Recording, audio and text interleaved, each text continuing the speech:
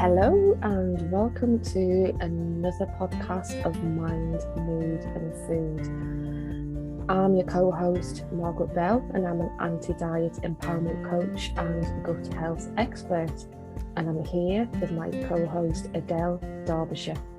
Hello, I'm a yoga teacher and creator of Find Your Inner Sparkle, which is 50 ways for you to look and feel better from the inside out. So today we're going to be going into the fascinating topic of gut health, the very bare bones. So this is just an intro, because if we went into all gut health, we'd be here for about a week. We would. Yeah, this is an interesting challenge, Margaret, to keep it into the half an hour.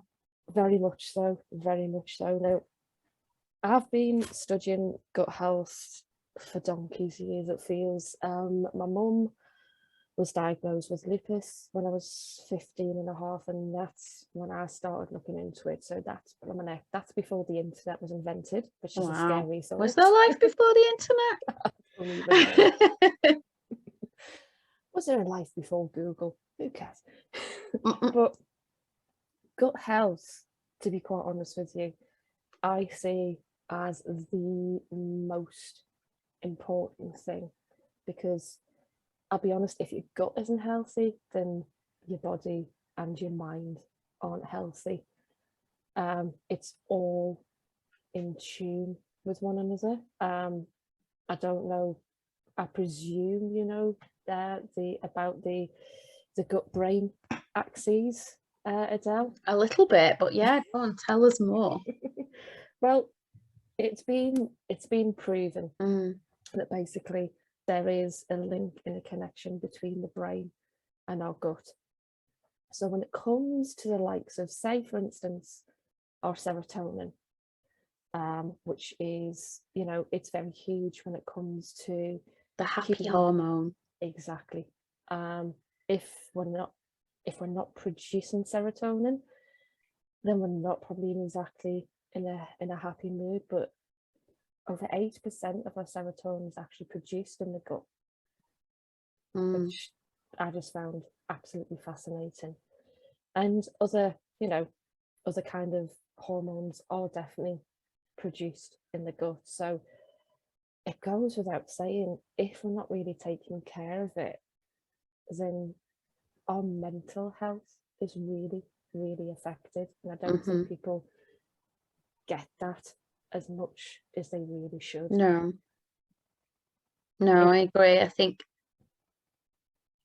it makes total sense, because the brain is in charge of everything, really, isn't it? Like the brain is connected to everything, but that two-way kind of exactly feedback loop, that, and the gut being the little factory that produces everything, that it takes all the nutrients from our food. It has to go through all this process, so of course things are secreted and produced, and they do say you are what you eat.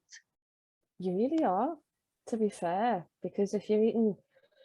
Oh, Margaret, I feel like I need to confess I've just had chippy dinner. I just can't talk about gut health after eating chips, but I don't eat them very often. It's just a little treat. Absolutely. You know what? There is no, and that's what something that I love getting across to people. The fact that, you don't have to be 100% all the time. It's impossible. It's balance, it really isn't it? That's what I always teach. Absolute balance. But just be aware.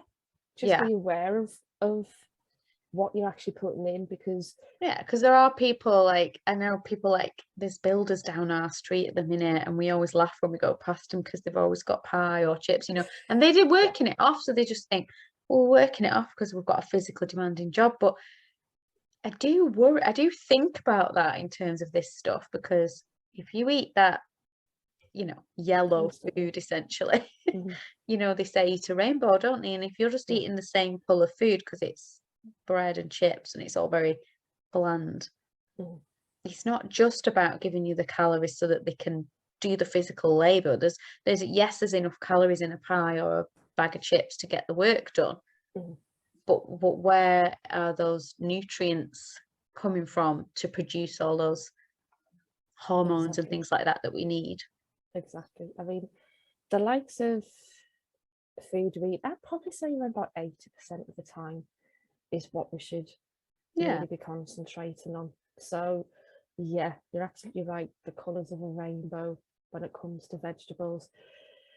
The likes of fibre is really important as well. And I don't think a lot of people realise how important fibre is, because it bloody gets things moving, and it actually more ways than one. Roughage. My mum said, eat your roughage. But it does, it's absolutely right. If you're not having enough of that and things are actually staying literally stood still. So give us some examples then. I think people probably would think, like, what? Yeah, absolutely. The likes of fibre, vegetables have a ton of fibre in them. And I think people might think, oh, you've got to go for the likes of, high fibre bread or whatever. Consider your vegetables first. Yeah. What about the skin of fruit? If you eat rather than juice, and if you're eating fruit with the skin on, that's fibre, isn't it? Absolutely, yeah, because the juice, to be quite honest with you, has virtually everything taken out of it. You want to be eating the whole fruit as much as you possibly can. I'm not suggesting that you eat the banana skin, for God's sake, no. Or a kiwi skin. Yeah. Do you know, I have heard somebody that eats a kiwi like an apple. Thought that was bizarre. I've not heard of that before. Yeah, I have. Yeah. Just that. Interesting. I've not really heard that there's much fibre within a kiwi skin, to be quite honest with you. I think it's hairy for a reason. Yeah, leave it alone. A lot of vitamin C in a kiwi though, isn't there? But that was a surprise to me, because you think everything got to be orange to have vitamin C in it. No, kiwi's probably got more vitamin C in than an orange, which is like, whoa. That was a shock to me. But I would say actually probably your best fruit to have is probably the likes of a banana, because it is really quite high in fibre. So definitely like your green veg, like broccoli, kale, things like that. Some really dark green, earthy stuff. That's going to get things moving, as well as the likes of bananas as well. And funnily enough, I'm going to go into the realms of poo here, people. I'm warning you. Well, there is a chart that you can look up, isn't there? Bristol stool chart. That's what it's called. I didn't know what it was called, but one of my favourite pills of all time. Maybe we should have that on our bathroom wall. That would be a brilliant one to put in a frame and put in the bathroom, for the kids and stuff. That would be a great present for you, Margaret. If anyone gets you on oh great, I'm gonna get loads of Secret Santa.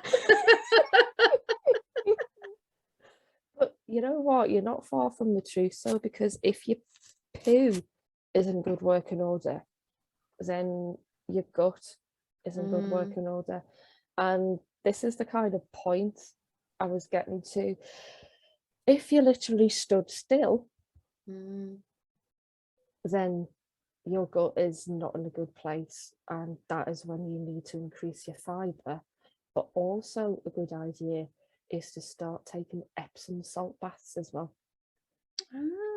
I like an Epsom salt bath for relaxation purposes, but why was that going to help our gut? Because it relaxes, and therefore things literally do start moving. Right, very good. Because I do like an Epsom salt bath, and I like to put essential oils in either in the bath, or if you've got a big jar of your Epsom salts, and you can put like a little empty bottle of lavender oil or something into the jar, and then it all infuses and makes the Epsom salts smell like lavender. Yeah, lovely. But Epsom salts, if you are constipated out there, it's a great way to, because it does naturally relax you, therefore it does relax parts that maybe other things can't reach, shall we Yeah. say. But I was going to say that because I think in this topic, in this conversation, that it is very, very much about what you eat, of course, but stress can create those blockages and create poor gut health and have that impact as well. Mhm.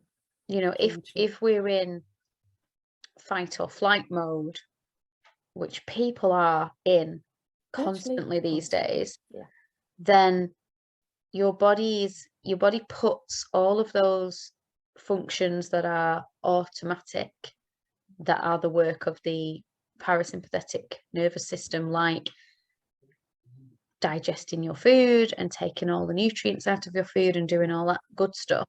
It puts them on hold because it thinks you're in an emergency and you need to deal with that emergency. So that's why sometimes our gut health can be poor. So somebody could have a good diet but be stressed beyond belief with a high pressure job or something and be like, well, I'm eating lots of kale, like why is my gut not healthy? But just if you're stressed, then no, it's a holistic approach. On the head there, you can be the most healthiest stuff in the world, but if you're stressed, it ain't going to do diddly squat, because when you're in fight or flight, your saliva actually stops flowing.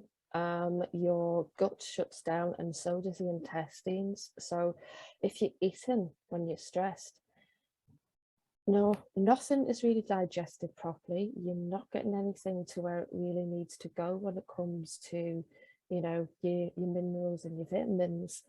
And as well, the food literally just stays around in your stomach and then turns into fat.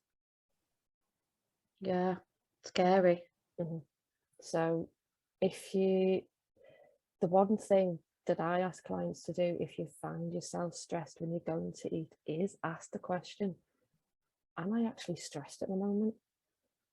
And then practice the likes of conscious breathing to bring that stress down. So if you're actually in fight or flight when you're going to eat, it's not going to work. You need to be in rest digest specifically to do that digest.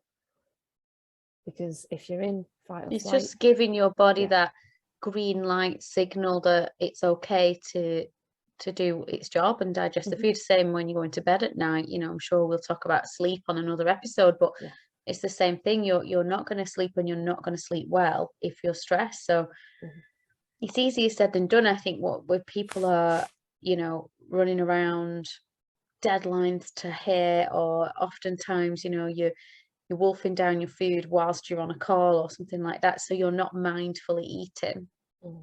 So I think awareness, if people can just be aware of that, step one, I always teach awareness. So first of all, just be aware of how many times you're doing that, because again, going back to me having a chippy dinner, that's okay. That's once a week or once a month or whatever it is that you eat something that's not good for you just because it tastes nice and you fancy having a treat. And one day a week, if you're wolfing down your sandwich stood up in a meeting or something, it's not going to kill you. But if you do that every day, do the same at tea time whilst you're watching TV and you're not concentrating, it just mounts up, and that means you're never absorbing those nutrients that your body really, really needs. And I think this is where a lot of people actually get a bit confused, because you can eat a couple of hours before in that stress state, and a couple of hours later you're feeling hungry. It's not that you're hungry, it's that your body hasn't taken any nutrients in at all, and your body's just crying out, for God's sake, give me some nutrients. In other words, slow down. Slow down, definitely. We could all do with doing that. It is literally key to gut health and to your own body's health, that when you eat, you just got to slow down from the very start, from chewing your food. Because God, I read a study at the start of my coaching, which is still quite prevalent today, that a lot of people just chew 3 times and then swallow, and it's just like, whoa, you may as well just open your stomach and say, food, come here, because it's going to put stress on your body again, because it's then having to work extra hard to do stuff with that food. Whereas if we chew longer, the enzymes get a chance to break down the food. Yeah, and I've been guilty of that. It's definitely something, if not everyone's like this, I think, but if you are, if you leave it until you're really hungry, for example, and then I can eat that fast that it's like a cartoon where you feel like you've got this big, you can see it going down your neck, like, and then you get it, you like rub your chest because it's stuck and it hurts your chest because you're like, it's not, it's like whole, it's not even been chewed. You're like, slow down, slow down. So I have got better over the years, but I used to be really, you'd sit around when I was younger at the table and be, the one that's finished first. And you think, how can everyone, or have you ever sat with somebody that takes so long, they chew a ridiculous amount of time? Yeah. I used to have lunch with a girl at work, and I was fascinated at how slow she ate her lunch. I would try and slow down and be like, no, just physically not possible, because she just took so long. But it's better because the other thing I think is if you can put your knife and fork down in between. That's what me and my husband started doing, because that helped me. If you're not going to be capable of, slowing down because you're not chewing enough, then at least if you put your knife and fork down in between mouthfuls, maybe have a little chat or something you're eating around the dinner table, then that helps me to not shove the next one in before that one's processed. And breathe and like give that bit a chance to go down the little tunnel before you put the next one in. Stop you getting indigestion as well. And a good thing is, if you start chewing more, guaranteed your food will start to taste better, because your enzymes are starting to get to your food, and the enzymes work in conjunction with your taste buds. So it makes sense that, longer you chew, the better your food will taste. And you do notice when you are getting full when you do that, because if you're bolting your food down, you've not had a chance for your stomach to give that message back to the brain that you've actually had enough. So I used to massively overeat more than I needed. I'd go back for seconds. This was a big thing in our family. We'd go back for seconds. So instead of having leftovers that you could save for another day and things like that, we would go back and back. And then if you leave it half an hour, you'd be all rolling around on the couch going, oh my God, it's just so full, because it hits you all of a sudden that you've had 3 dinners. Yeah. So practicing good gut health can actually save you money as well, because you do recognize that absolutely, I'm actually full, I'm done, I don't need to eat the rest, and then you can start judging your portion. And you've got another meal. We've got so much better as a family. And it becomes a bit of a practice now. My son, who's 16, he's way better. He'll be like, do you know what? I don't want that second helping or whatever. I'm okay. I'm full. One thing I was going to ask about is fermented foods, because it sounds like something off I'm a Celebrity, Get Me Out here, doesn't it, when they go, it's a fermented duck egg, but they say fermented foods, like fermented, I'm like, does that just mean it's off? Fermented foods are like, they're supposed to be really good for your gut, and I know things like kefir and but I feel like you've got to kind of pickle your own stuff in jars and put it on the windowsill and let it grow and things, but if you haven't got the time for that, or it just sounds disgusting, you don't want to do it, what can we do, like, just to help kickstart that little, and how often should we be eating those fermented foods? You know what, if you've never eaten fermented foods before, take it slowly. Don't start introducing loads, because introducing loads of it all at once will 9 times out of time probably upset your gut a little bit. Upset the balance in there. It's like a little environment, isn't it? It's like a little, you've got bloody billions of bacteria in there all living. It is like a little village, completely like a little village, and it's completely changed from one side to the other of what you actually put in it. When I started doing, very start of gut health, I started with the likes of just natural yogurt. Kefir is definitely good, but it is a acquired taste because it is a little bit more sour. It is, isn't it? Yeah. It almost tastes fizzy to me. I did Yeah. try. Got this book all about gut health, and then you go, I'm going to eat fermented foods, and I got this kefir, and then I was like, I Ugh. just don't really like the taste, so maybe I'll try it again. But it tasted almost fizzy, and they do Mhm. these weird flavors of it and stuff. So like, I think my husband brought a mango one home, and that just didn't. I just did Yeah. not like that mango No. kefir. I was like, oh, that's not right. Don't like that. I just normally have the natural one, to be quite Yeah. honest. Yeah, but I But do there's eat also, natural yogurt. I have a little yogurt every day, yeah, just a not a normal Greek yogurt, really. which has got loads of good gut Mm, bacteria in it, to be quite honest with you. So definitely start on the likes of that. The likes of kimchi as well, you might have heard of. my husband likes that. I'm not so Mhm. keen. But I'm like, that's where I'm like, oh, but as what are well, my things options? like miso as well. Mm, that's okay, yeah. Mhm. So there's quite a lot of different things out there. Sauerkraut is another one. Mm, Um, but there is quite a few places now that do offer fermented food. There's a one actually that I go to, which is in the northwest, which you can get delivered stuff from, which is called the Fermentation Station, and mm, they do loads of different kinds of stuff. I've got what is it? I've got a carrot sauerkraut there, and it's actually with fennel seeds, ooh, and it's not how you'd expect it to taste. It's actually got quite a nice taste to it, and a little bit of spice in there as mm. well. So don't be thinking that you've just got to ferment cabbage. No, Yeah.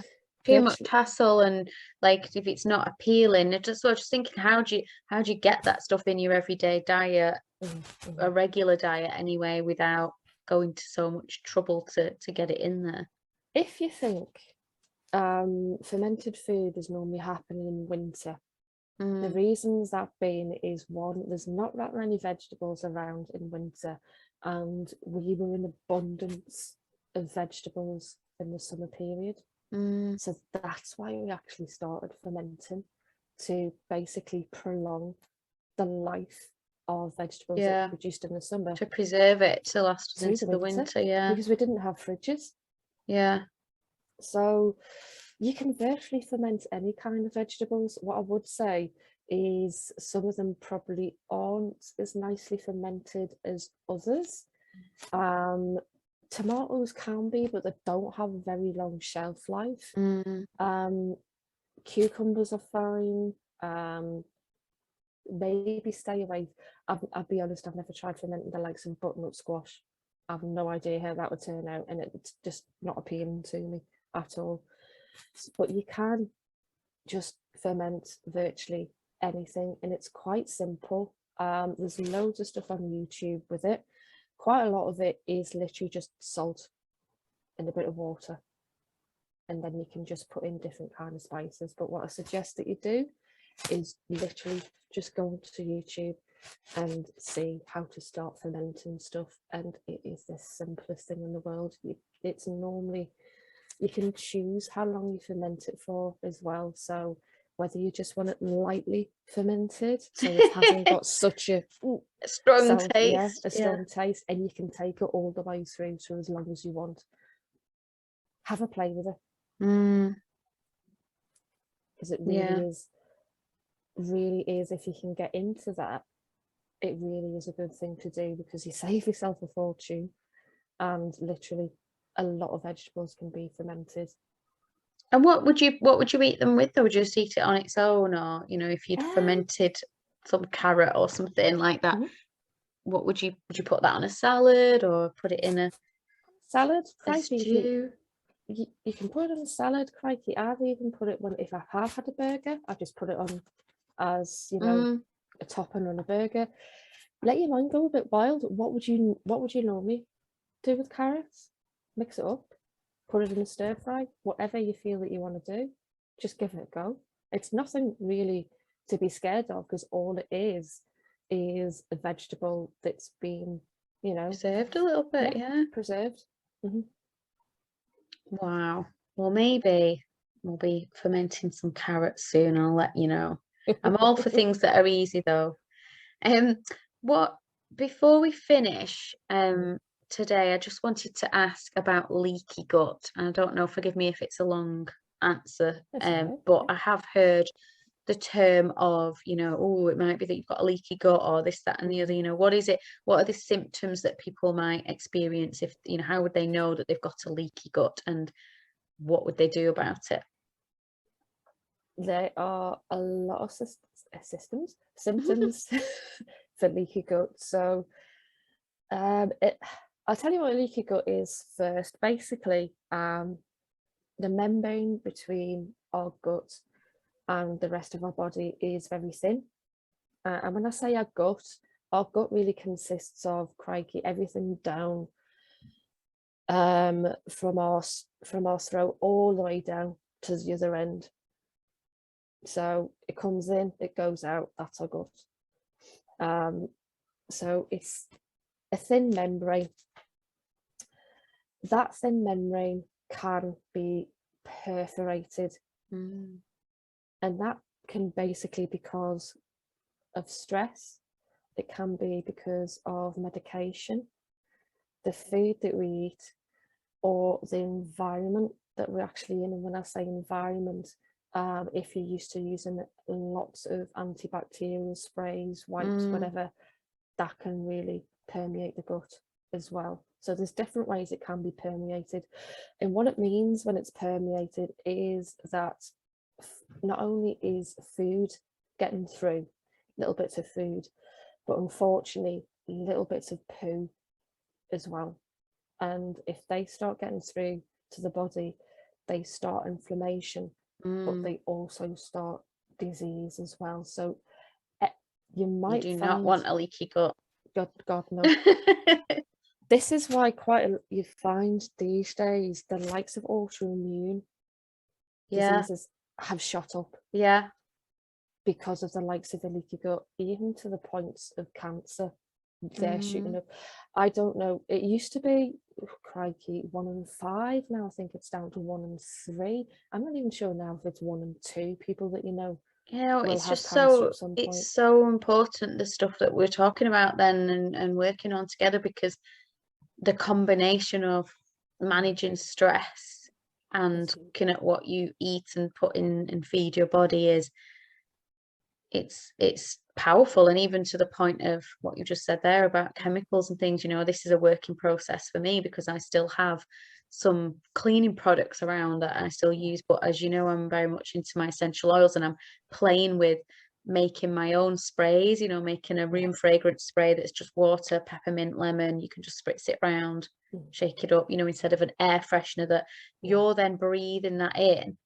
And now, because I've been using more natural products and making my own, like using lemon oil to make a cleaner, if I use something that's a strong bleach or a spray, it feels like it's on my chest. It doesn't feel nice. So I've become a little bit more sensitive to those strong chemically smells. Definitely, they make me cough more.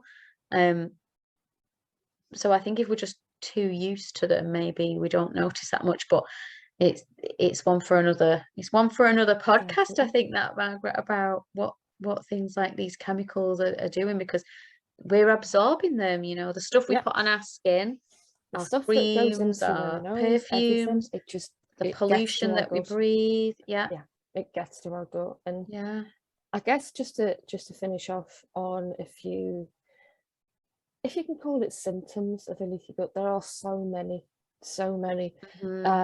Bloating, IBS, so constipation, or diarrhea, even down to psoriasis. How would that be diagnosed then? Because you could have all those symptoms and just have IBS or psoriasis caused by stress. Does that mean you've got a leaky gut? Like, how do they go, and how do you go and speak to the doctor and say, I think I've got a leaky gut? How do you test me for that?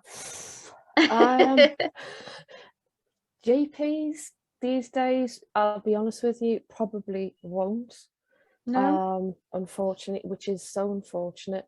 I basically, when I see a client, I've got a long questionnaire, and I can kind of decipher from the likes of a stressed gut, or whether it's to do with medication, food, or whatever. Quite a lot of the time it's a combination of 1, 2, even 3. But to be quite honest with you, if you've got the likes of, you know, IBS, psoriasis, even if you've got sleeping problems, constantly tired, or feeling constantly stressed, 9 times out of 10 it's something to do with your gut. Because But like we said, these things are holistic and all.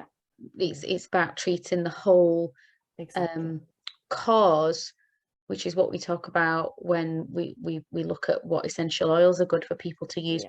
If they're going to come and say, I've got a gut problem, or I'm not sleeping, or I'm stressed, just the one thing in isolation is not going to fix it. It's looking at it all.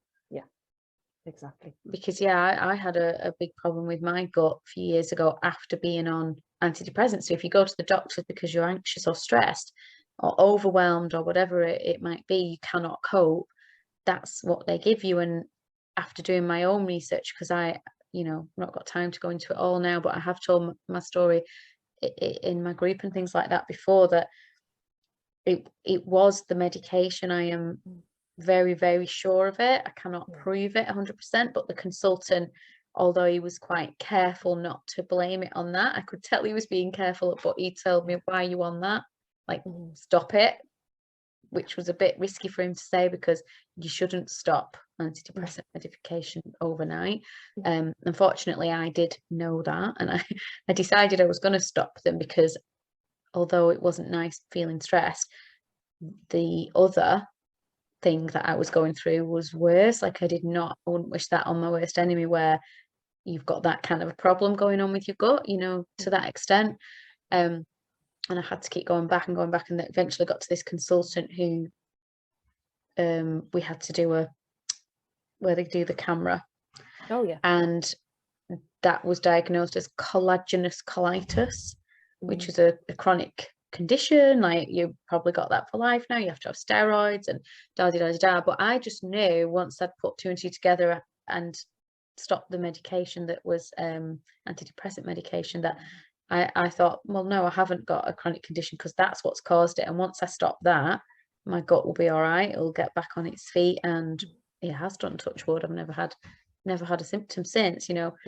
But he just labelled it as it's a chronic condition and you have to live with it. And every time it flares up, go to your doctors and they'll just put you on more steroids and you'll be fine. And I'm like, oh no, I don't fancy having more steroids, thanks, because they can be harsh, can't they, on our system. So but I think sometimes if anybody is listening that is on antidepressants, again, just don't stop them overnight. Please be careful. Do it slowly. Go and speak to your doctor. Come off them slowly, because it can have really bad consequences if you stop them too fast. But I just I stopped them by easing myself off them straight away and dwindling the dose down. But it could be, if you do have problems, that, you know, have a look at that, look it up, and look up the side effects of that medication. You may find that those kind of conditions are prevalent for those kind of medications. It's just worth looking into for yourself. Absolutely. Whew. It's a bit of a marathon today, that one, wasn't it? But I knew it would be. I mean, I think we better leave it there on the note of my collagenous colitis. But thank you so much for that. It's a fascinating topic. It is its own little world, isn't it? The gut. And I do think we'll revisit this one another time. So let us know in the comments if you've enjoyed it, and if you do want us to talk about the gut a little bit more in another episode. It would be really nice to hear, you know, what it is that you want to know, what it is that you're struggling with, any questions that you've got. Then we can do is answer those next time round that we talk about this fascinating subject. So thank you so much, Margaret. If you've enjoyed listening to this murky world of the gut, the bare bones of the gut, then hit the subscribe button. We'll be back again in about 2 weeks time, I think, with another podcast. And hit the notification bell if you want to be alerted to that, so you don't miss an episode. Thank you for listening. Thank you.